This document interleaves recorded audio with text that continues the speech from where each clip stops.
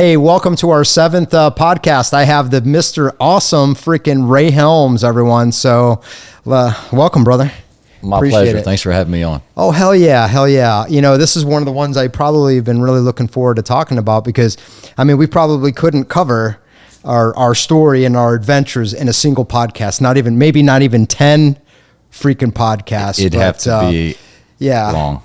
But anyway, you know, let's tell the audience just a little bit. I think what a lot of people don't know our history. Okay. You know, if you're willing to share a little bit of that, we'll pan on how we met. Then we'll probably pan back to just getting a little personal history on you. Sounds great. Okay, you're going to do the talking.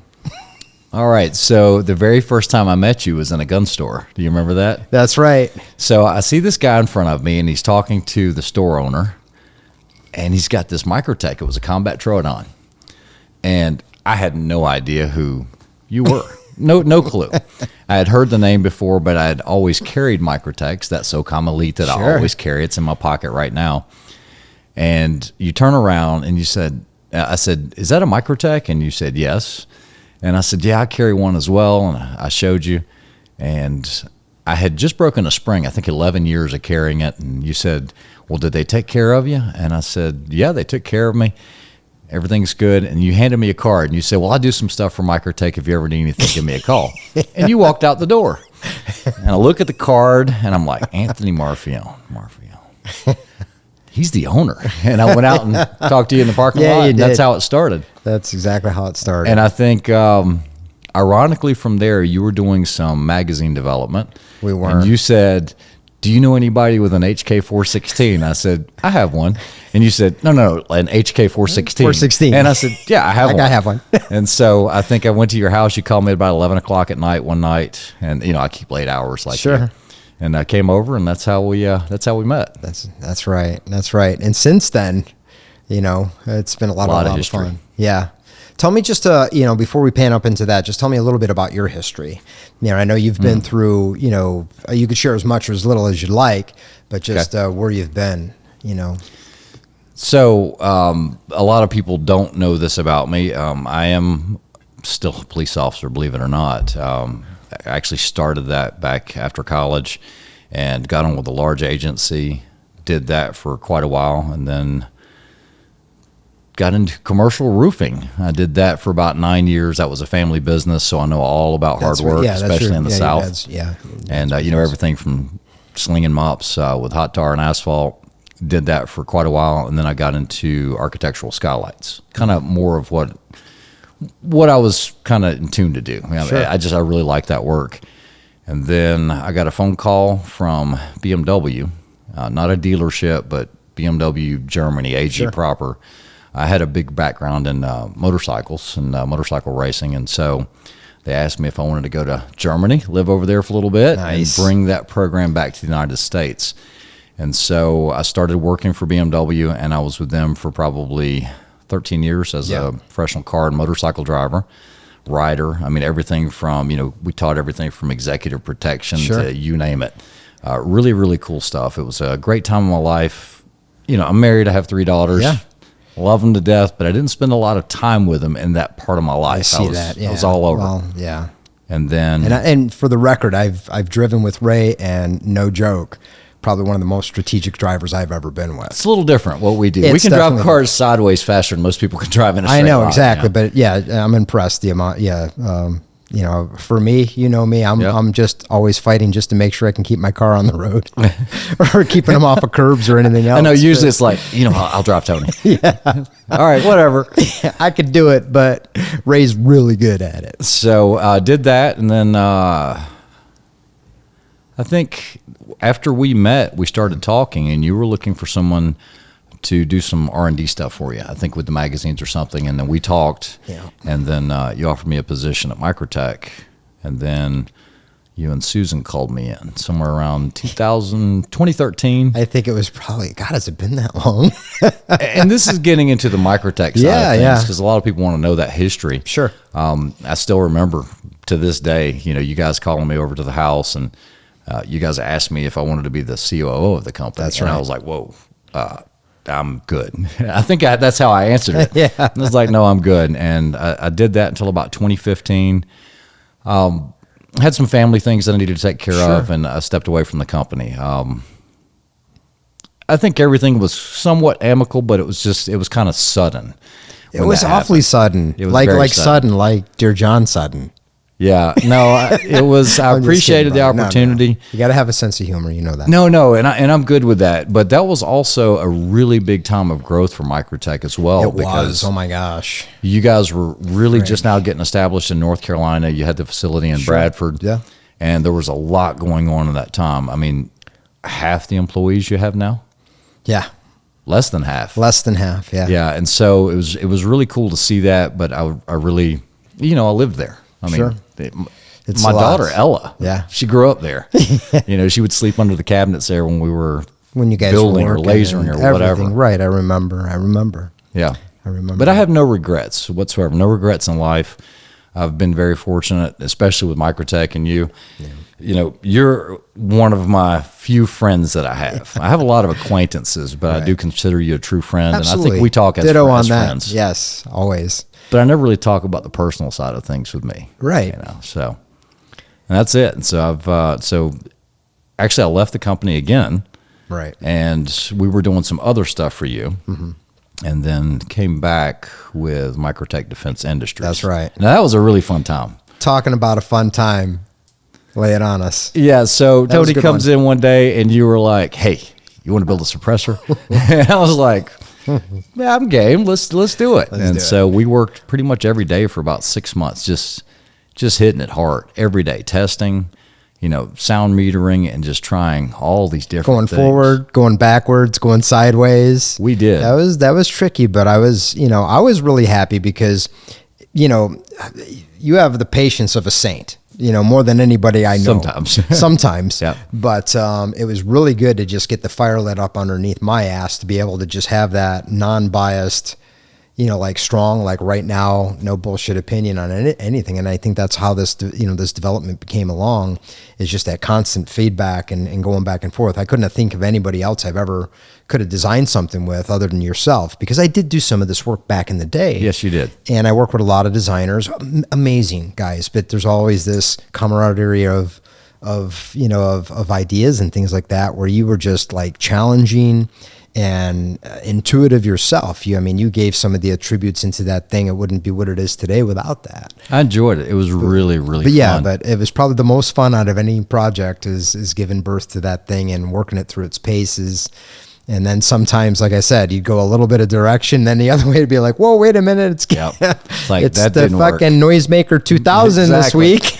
Exactly. But neat piece. The R2K has been a good project, and I couldn't, like I said, thank you on that one. No, man. Likewise. It was a that pleasure. Was an exciting project. I'll never forget it. To be part of that. Yeah, it really was. So I'm going to tell on you a little bit. So here's the thing. Tony, you're probably the most structured person I know. Holy shit. Oh, absolutely. Yeah, you'll never find anything out of place when it comes to Tony Marfione. Well, thank you. And I still remember the first time we shared a room, because we've traveled all over, shooting these matches. Yeah. In, Douglas, Wyoming, Logan, New Mexico. Yeah, we're going to talk about those too. We had some good times. We shared a room together. Okay, now if you look on my side, it looks like a hand grenade went off. Tony's over there hanging his T-shirts. He's like, "I need your clothes hangers." I'm like, "Have at it." And then everything's like unpacked. I'll live out of that suitcase, because I did it for so long. And even today, today, it's crazy before NRA and Blade Show and all of that. And you started to go into the office, and I was like, "Don't go in there. It looks like a grenade went off." There were wood chips all over the floor. Shit everywhere. And I know that's got to drive you nuts, but I have my own method. No, I got you. That's why I don't judge. Man. Yeah, don't judge me, because that'd be bad. Pretty good. And by the way, it's just like, Ray, I don't know what kind of body temperature he has, but the inside of the room, if it's not freaking 100 fucking degrees, he's not happy and he's freezing his ass off. I'm cold in here right now. I know. My bro's freezing.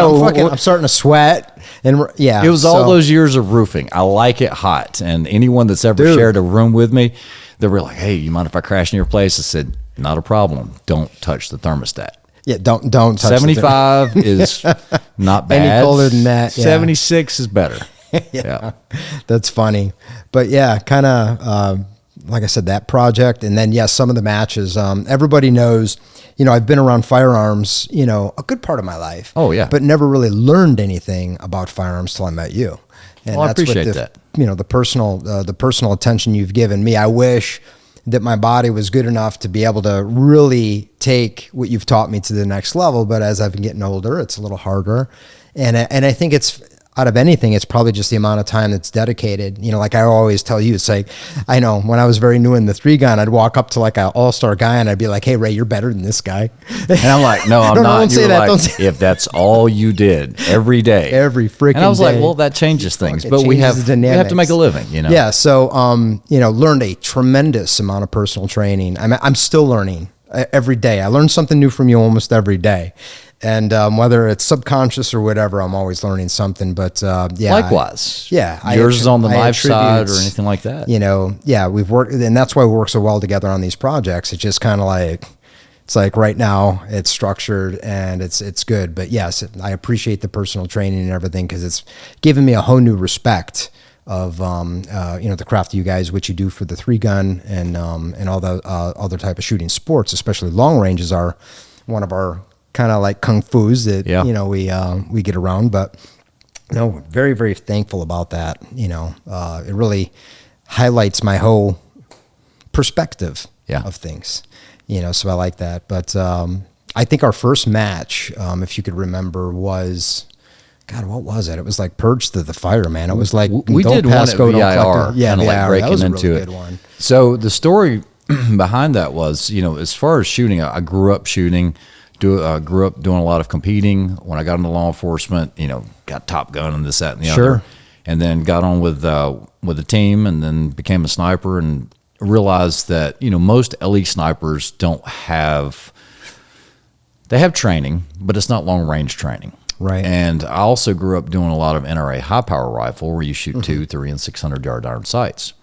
And so I went down this path of learning pretty much everything I could, and I absorbed everything. And you're the only person I ever shared everything with.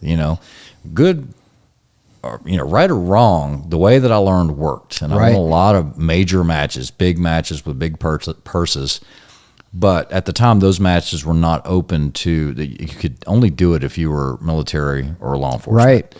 And I'm seeing all these guys from Delta and 3rd Group and 5th Group, and I'm like, holy crud.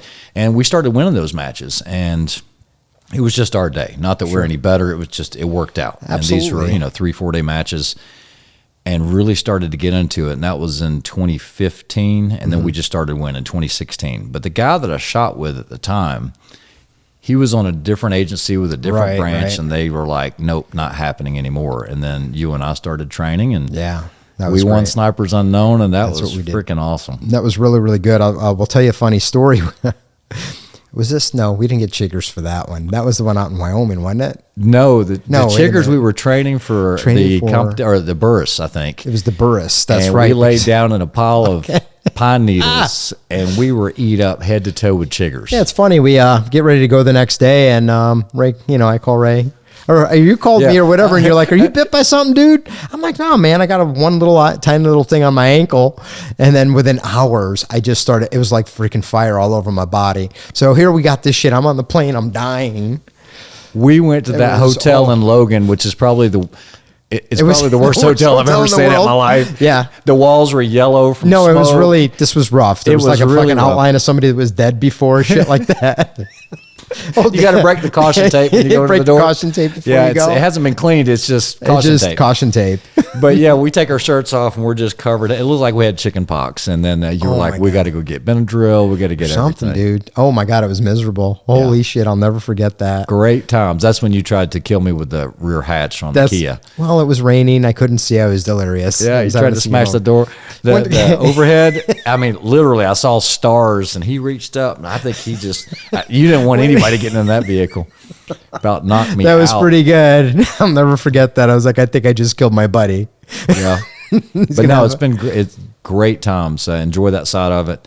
I do enjoy what I do at Microtech, and yeah, it's been a great experience. Love it. Love every minute of it. It has been, and I look forward to a lot of new adventures and stuff like that. We got for sure. I know we got a few competitions coming up. At least, is there anything that we say about that? I mean, Sure. Yeah, go ahead, please. So we have the Duskin 3-gun, which that's going to be after Blade Show. And for those that aren't familiar, Duskin 3-gun, Duskin was this SF guy that basically he kind of wrote the book on like the extreme physical fit. The stuff that he did would just was insane. Kill an average person, right? So anyway, I think he was killed in the line of duty, or he killed in service, and so they do this memorial down on at Bragg, and it's really only open to SF guys. Sure.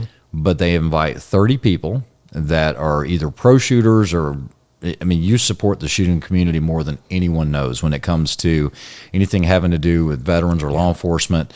Like Memorial 3-gun, Microtech's always been a big name for that, and I do appreciate that. I mean, there's really no benefit to the company. I mean, you're really just showing the support for what these guys do. Support. We appreciate support each and every and appreciation. One of them. Yeah, So. And Microtech's really gotten a name in the last couple of years for supporting a lot of these events, and we got invited to the Duskin. But for example, just think about a 3-gun on steroids where you might have to start with 70-pound dumbbells and you got to bench press them 3 times before you even start shooting. So it's like, it's not like tactical games. I hope my boy Danny can up my, I don't know, I might have to get some testosterone or something. I don't know to even go to this match. No, We're gonna have fun. I'm definitely looking at having my ass served at least one more time in front of my, in front of my SF buddies. Yeah, that'll be fun. And then we have the Microtech Pro-Am, which that's your match. That basically they pair a pro up with an amateur. That's a great match. It's me. Yeah, I think it'll be the 3rd year. Yeah, it'll be the 3rd year, even though some of the ROs are like, Tony, we ain't letting you shoot AM anymore. I'm like, look, I can't, I miss. Yeah, exactly. And then we have Memorial 3-gun, and then I've got some matches I'm going to shoot out west with CD. We're both shooting for Cobalt now. That's right. Cobalt Kinetics. Great rifles. Tell me about those. I'll tell you what, I'm actually really impressed with what Aaron did with the company when he took over, because I wouldn't have bought a Cobalt to save my ass. I wouldn't even use a Cobalt or even have one in my collection. But what Aaron's doing, I'm pretty impressed, and I'm happy to work with that organization. I think, they're definitely heading in the right direction. And the neat thing about it is they take good criticism and they use it. And, we're not the godfathers of guns, but we know enough about fucking AR-15 platforms. It's our kung fu. Yeah.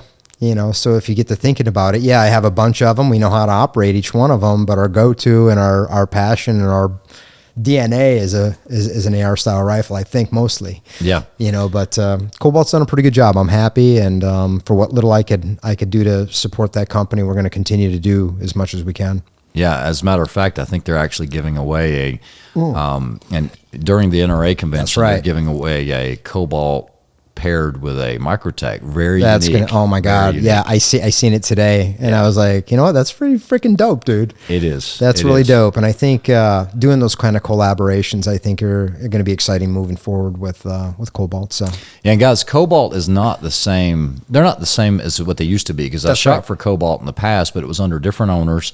They were more race style guns, and they had a lot of different things. Little like spacey kind of look and everything else. Dual drop, where it automatically dropped the magazine when it was empty. That's what I need to do so I could drop my mag even when I'm not supposed to.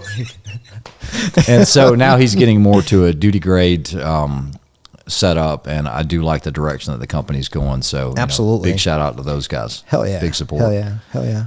But yeah, I mean, there's just so many experiences we've had together. Oh my God. Yeah. Just even in the training, a lot of our training trips have been great. But the matches have been a lot of fun. Going to the shows has always been a good time. Yeah. One I could say specifically, because it's been a minute since we've been, I think, back to NRA, or at least maybe we did before the COVID or whatever else. Yep. But I remember the one trip that we went to, we were all down there in Dallas, all us guys, and it was just like it was like a fucking herd of lions, dude, because it was all like good dudes. Yourself, it was Mike Willis, Sebastian. Yes. Oh God, who Hank. else? Hank was there. Hank, yeah. we had everybody, good dudes in the thing.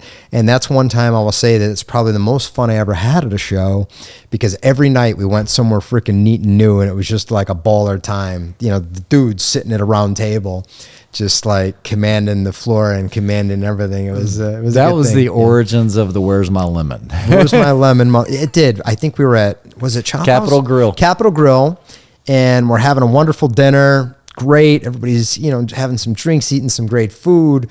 It's like, hey, Garcon, my boy Sebastian, like, bro, come take a picture. He's like, the guy stands up on a table, and we all get our knives out and we stab him in the table.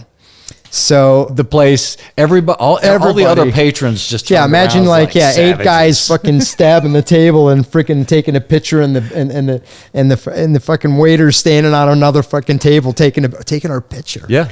And Sebastian cut himself. He was doing that thing, like where you go, hey, look, and he sliced himself across here, wide open. Yeah, we had to like glue his ass together. The next day it was a mess. It was a total freaking mess. But anyway, so we're eating dinner, lobster, shellfish, this, everything, just everybody's just like watching us doing our thing. We're not being arrogant or belligerent. We're just having a good time. Yeah. Having a really good time. And, of course, they go around with the hot towels and the lemons. And the guy's walking around, and he's squirting in the hands, handing off a thing. Guy walks right past fucking Sebastian. Walks right past him. He grabs the guy like this. He's like, where my lemon, motherfucker? Like this. And that's where it came from. That's where it came from.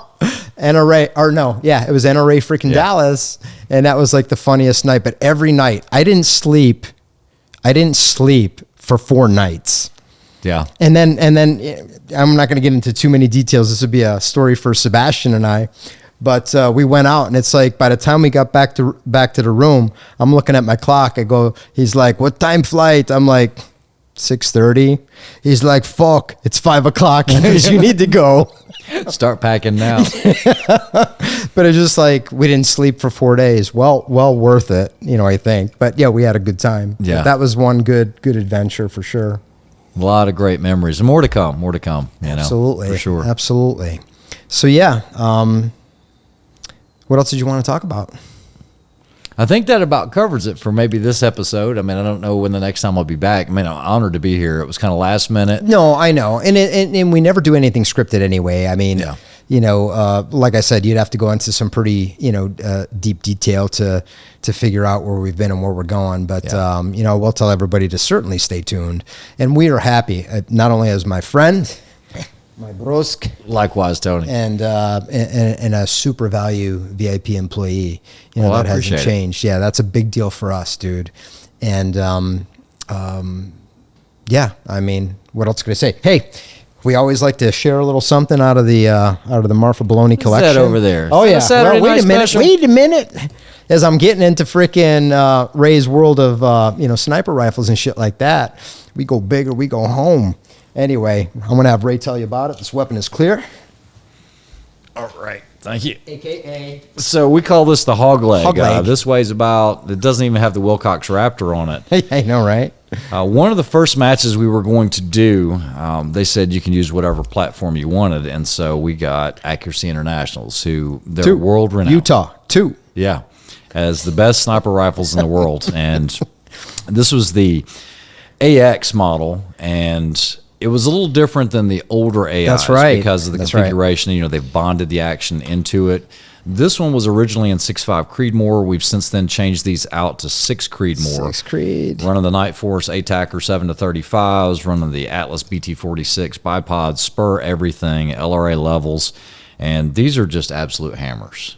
We still shoot AIs, but we have the new ATXs. ATXs, which I can't wait to shoot, dude. Yeah, and one of the things about it, so like this rail right here, I don't know if you guys can see that, but this is an Area 419 rail, super great guys for long-range stuff. Totally great dudes. But this is at an angle. So when Accuracy International came up with the ATX, they designed it more for being able to do PRS-style competitions and getting away from the AI. This is not a key mod. It's actually something else that's proprietary. Key mod will work on it, but we love these.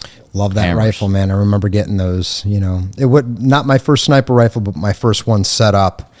set up right. Because when Set I up first right. met you, you were MOA. I know, MOA. No, nobody does. And then when Ray introduced me to, the reticle that we're using now, it's like when I looked at it, I was like, I'm never going to be able to figure this out. What's going on in there? I know, right? That's the road sign. It's telling you to turn left. So we exclusively use the Tremor 3. Correct. Yeah, Tremor and it's 3s. and we just use Mills. I got to say that's probably the most lethal combination I've seen, because you taught me on this from the bottom up. It has its purpose. Now, if you're a PRS shooter, the Tremor 3 is going to be a little too busy. If you're a Night Force guy, you do want something a little cleaner, maybe like the Mill XT. I think the last one that you got me was a little bit XT. cleaner. I know it was. Yeah, I agree there. Yeah. You can, especially for what we do, I think being able to get on target quick is the answer. Correct. By the time we get our dopes, because that's where I lose all my time. Just for anybody that's getting into PRS and long range shooting, powering up is the devil. Is the devil. That's what I've always said. Powering up is of the devil. And I do have. I'm going to do this. I'm going to give a shout out to all my sponsors. Number one, Microtech. That's the biggest one. You guys have always supported me in my shooting. I'm with Burris Optics. They're one of my sponsors as well. Cobalt, among a bunch of other companies that have helped me along the way. But the biggest has been Microtech. I mean, you've made it really easy, especially giving me the flexibility to be able to shoot some of these matches, because it is a big part of my life. And absolutely, the good thing is you go to them as well. I go to them as well. Yeah. Who would have thunk? So it's a lot of fun. And it's good PR. And like I said, what it supports and the people behind it. Like I said, I'm very, we've met some great people. Yeah. And, like Three Gun Memorial, like you'd mentioned before, that's one of my, soft spots in my heart. Yeah. So any of these ones that support, veterans and veterans' families, or law enforcement, military, whoever, Microtech is all about that. But that is a cool gun. We wanted to introduce it tonight. Oh, and Thunder Beast. Yes, please. Our boys at Thunder Beast. I think they make the best suppressors. I think so too. Rifle. I think so too. Like I said, I've been around, and so have you all your life, good suppressors. But guys, I don't use anything else on my sniper rifles but Thunder Beast suppressors. That's it. And I only demand the best. I could assure you that my discrepancies that I make while I shoot are not my gear. No, me either. Like I said, we can't ever blame the equipment. We just got to work on training, especially at our age. I mean, no. Yeah. And I'm continuing on learning. I hope to learn some more, but it's been invaluable to me as a shooter. That is for freaking sure. Hey, I wanted to mention, Ray has a channel. It's called the X-Ring channel. That X-Ring. X-Ring. I'm sorry, but tell us a little bit about it, because it's so informative. It's great, and I'm a fan, and also love watching your show. So about 3.5 years ago, I had some friends that were saying, look, you got a good collection, and I've got access to a collection.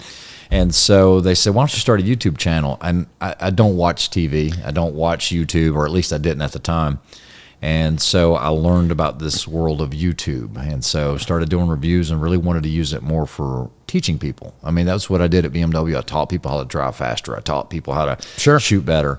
And I don't know, I get a lot of fulfillment out of that. And so I started the X-Ring channel, or basically X-Ring, and it has to deal with everything from long range shooting to 3-gun to you name it. And I do appreciate the shout out, but I appreciate all the subscribers as well. Like, share, and subscribe. That's it. Anyway, hey, we don't have sponsors, but brought to you by Diet Coke, Ray's absolutely favorite drink. For me tonight, I have a Don Julio 1942 and a lime Topo Chico. Everybody knows I love Topo Chico. Just send Topo Chico coupons my way, because in North Carolina, there are none. But anyway, Tony, it's been a great podcast. Absolutely. Thanks for having me on. And I look forward to, like I said, a lot of stuff coming up, and we'll get you out here again. So thank you. Sounds great. Thank you. Take care.